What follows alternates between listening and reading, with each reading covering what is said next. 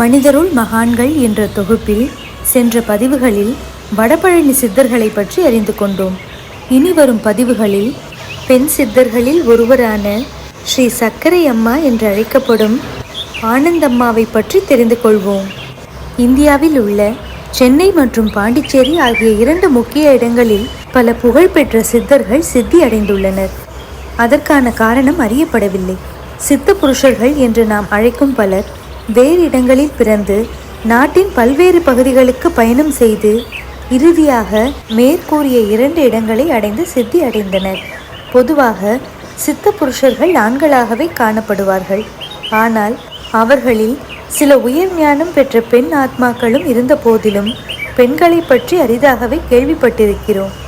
அத்தகைய ஒரு மாபெரும் சித்த புருஷினி ஸ்ரீ சக்கரை அம்மா ஆவார். இவர் பறவை போல காற்றில் பறந்தவர் என்பதால் இவர் பறவை சித்தர் என்று அழைக்கப்பட்டார்.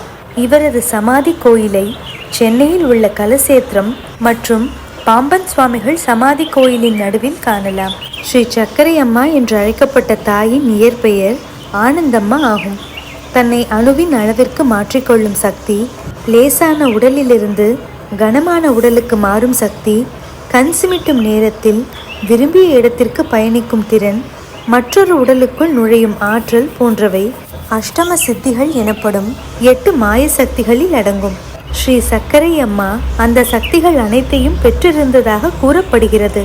மேலும் அவர் தனது இடுப்பில் ஒரு உயிருள்ள நாகப்பாம்பை கட்டி கொண்டு செல்வதையும் மக்கள் பார்த்துள்ளனர். ஸ்ரீ சக்கரை அம்மா யார்? அதை பற்றி அடுத்த பதிவில் கேட்கலாம்.